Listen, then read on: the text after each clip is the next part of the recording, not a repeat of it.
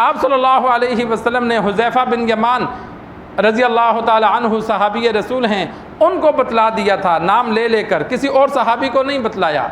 اور یہ ایک صحابی کو بھی اس لیے بتلایا کہ میرے بعد کہیں کسی جگہ ان کو امام نہ مقرر کر دیا جائے۔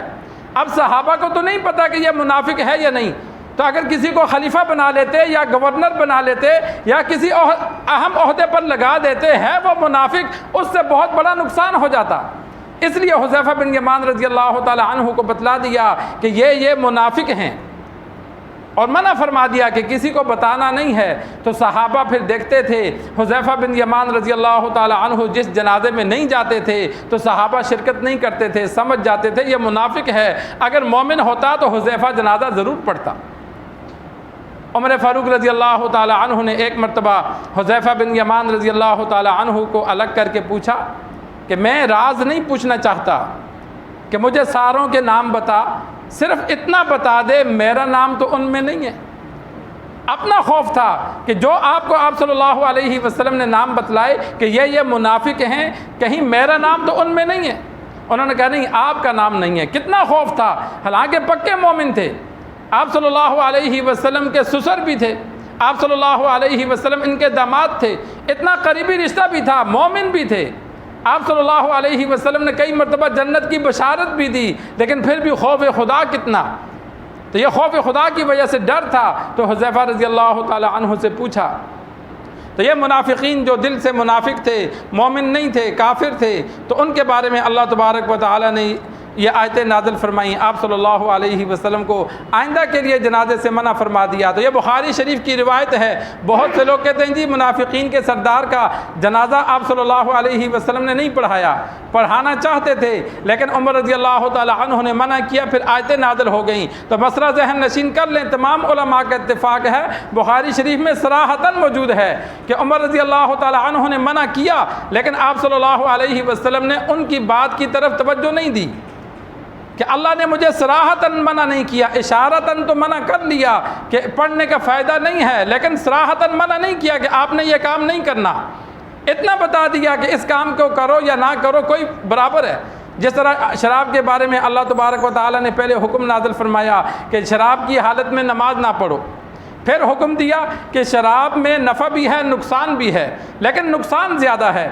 اب شراب پھر بھی جائز تھی، اللہ نے نفع نقصان تو بتلایا کہ نفع بھی ہے نقصان بھی ہے، اور شراب کا نقصان زیادہ ہے، لیکن منع نہیں کیا، نفع نقصان بتلا دیا۔ بعض پھر بھی پیتے تھے، پھر اللہ تبارک و تعالی نے صراحتاً منع فرما دیا کہ شراب حرام ہے، جو پیے گا اس کو کوڑے لگیں گے، اور جو پیے گا اللہ اس کی عبادت کو قبول نہیں کرے گا۔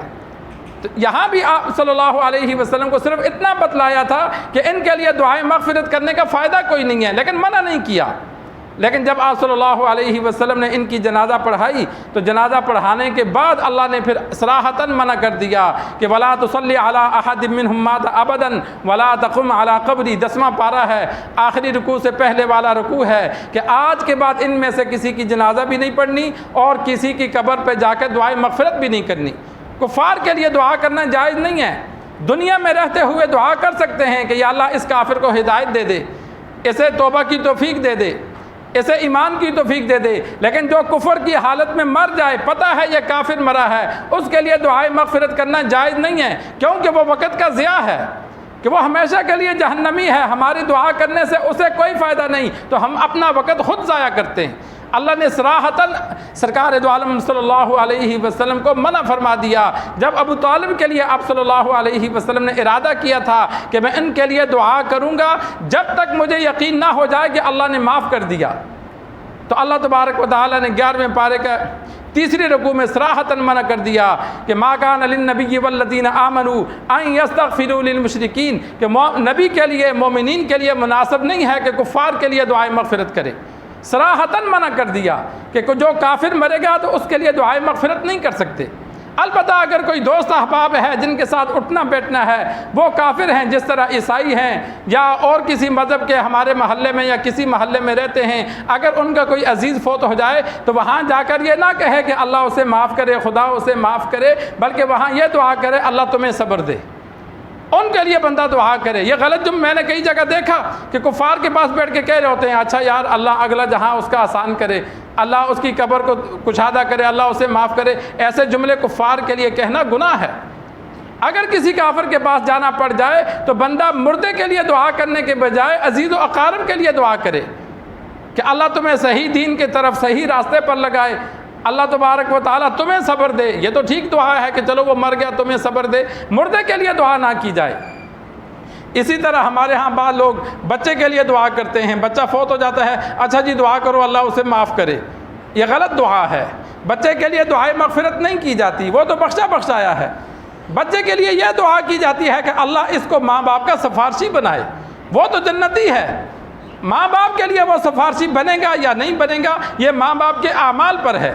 ماں باپ اچھے ہیں، اچھے عمل کے ساتھ صبر کیا تو وہ بچہ قیامت والے دن والدین کے لیے سفارش کرے گا، ان کو اپنے ساتھ جنت میں لے جائے گا۔ لیکن ہمارے ہاں غفلت کی وجہ سے بچہ بھی فوت ہوتا ہے تو اس کا کل بھی کرتے ہیں، چلیسوے بھی کرتے ہیں اور ساتھ بیٹھ کے دعائیں بھی کرتے ہیں کہ اللہ اسے معاف فرمائے۔ بچے کے لیے معافی کی دعا کرنا مناسب نہیں ہے کہ وہ تو ویسے ہی جنتی ہے۔ اعمال لکھے جاتے ہیں بلوغت کے بعد، بلوغت سے پہلے بچے کا کوئی عمل نہیں لکھا جاتا، نہ گناہ لکھا جاتا ہے نہ نیکی لکھی جاتی ہے، وہ تو بخشا بخشایا ہے۔ بلوغت کے بعد کرامن کاتبین شروع ہوتے ہیں۔ جب بچہ بالغ ہو جاتا ہے اس کے بعد اعمال لکھنے شروع ہوتے ہیں، اچھا عمل برا عمل اس کا نوٹ کیا جاتا ہے۔ اللہ تبارک و تعالیٰ سے دعا ہے اللہ ہمیں دین سیکھ کر سمجھ کر عمل کرنے کی توفیق